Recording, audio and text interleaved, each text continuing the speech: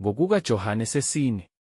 Kwathi ukuba iNkosi yazi ukuthi abaFarisi bezwile ukuba uJesu wenza abafundi ebhaphathiza abaningi kunoJohane, ingani uJesu uqobo kabhaphathizanga, kodwa kwakubhaphathiza abafundi bakhe, yamuka eJudiya, yaphindela eGalile. Kwakuswelekile ukuba adabule iSamariya. Khona wafika emzini waseSamariya ogama lawo yiSikhari, eduze nesiqinti uJakobe asinika uJosefa indodana yakhe. Wawukhona lapho umthombo kaJakobe. Ngakho uJesu ekhathele ukuhamba wayesehlala ngasemthonjeni. Kwakungaba yihora lesithupha. Owesifazane waseSamariya weza ezokukha amanzi. UJesu wathi kuye, "Ngiphuzise." Ngokuba abafundi bakhe babehambile baya emzini beyothenga ukudla. Khona owesifazane waseSamariya wathi kuye, "Yini ukuba wena ongumJuda ucele ukuphuziswa yimi engingowesifazane waseSamariya na?" Ngokuba abaJuda abadlelani namaSamariya. UJesu waphendula, wathi kuye, "Uma ubusazi isipho sikaNkulunkulu nokuthi ngubani othi kuwe, ngiphuzise, nga ucele kuye, yena nga ekunikile amanzi aphilayo." Wathi kuye, "Nkosi, awuphethe lutho lokukha amanzi, umthombo ujulile, uwathathaphi pho lawo manzi aphilayo na? Kanti wena umkhulu yini kunobaba uJakobe owasinika lo mthombo, waphuza kuwo, yena kanye namadodana akhe nemihlambi yakhe na?" Waphendula uJesu, wathi kuye, "Yilowo nalowo ophuza lawa manzi uyakubuye ome, kepha lowo oyakuphuza amanzi engiyakumnika wona kasayikoma naphakade, kepha amanzi engiyakumnika wona, phakathi kwakhe ayakuba ngumthombo wamanzi aphuphumayo, kube ngukuphila okuphakade." Owesifazane wathi kuye, "Nkosi, ngiphe lawo manzi ukuba ngingomi, ngingabe ngiseza ukukha lapha." Wathi kuye, "Hamba ubize indoda yakho uze lapha." Owesifazane waphendula wathi, "Anginandoda." UJesu wathi kuye, "Usho kahle ukuthi, anginandoda, ngokuba usuke waba namadoda ayisihlanu, le onayo kalokhu akusiyo indoda yakho. Lokhu ukusho ngeqiniso."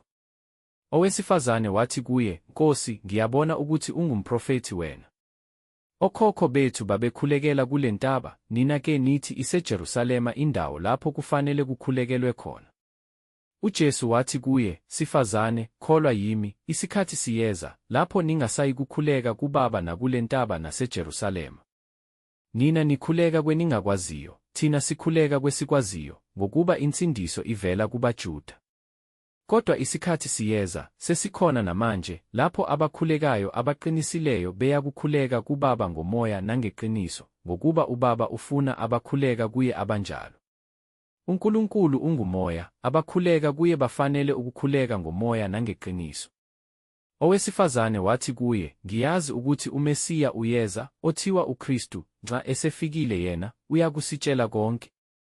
UJesu wathi, "Nginguye mina engikhuluma nawe."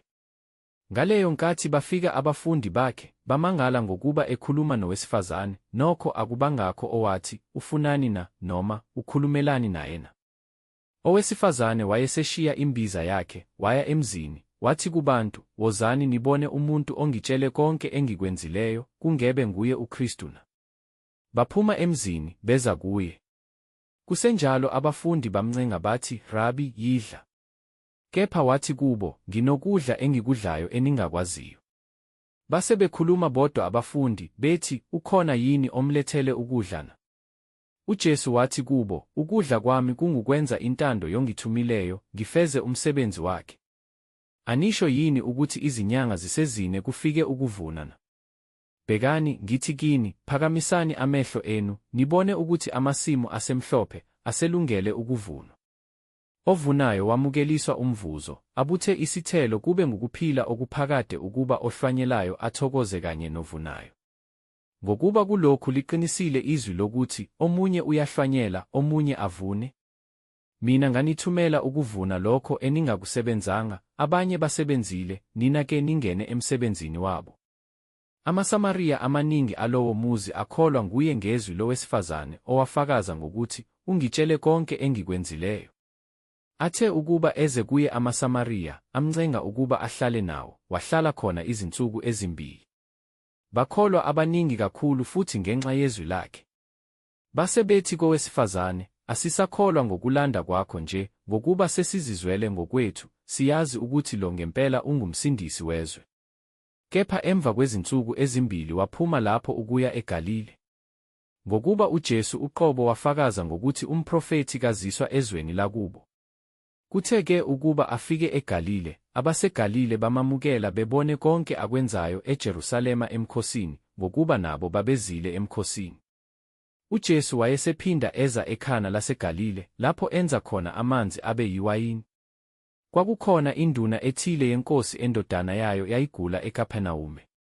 Yathi ukuba izwe ukuthi uJesu ufikile eGalile evela eJudiya, yaya kuye, yamncenga ukuba ehle aphulukise indodana yayo, ngokuba yayisiza kufa. Ngakho-ke uJesu wathi kuyo, "Uma ningaboni izibonakaliso nezimangaliso, anisoze nakholwa." Induna yenkosi yathi kuye, "Nkosi, yehla engakafi umntanami." Wathi kuyo uJesu, "Hamba, indodana yakho iphilile." Lowo muntu wakholwa yizwi alishilo kuye uJesu, wahamba. Kwathi esehla, izinceku zakhe zamhlangabeza, zathi umntanakhe uphilile. Wayesezibuza isikhathi aqale ngaso ukuba ngcono, khona zathi kuye, "Umkhuhlane umyekile izolo ngehora lesikhombisa." Wayeseqonda uyise ukuthi yilona lelo hora uJesu asho ngalo kuye ukuthi, "Indodana yakho iphilile." Wakholwa yena nendlu yakhe yonke. Leso siyisibonakaliso sesibili uJesu asenza efikile eGalile evela eJudiya.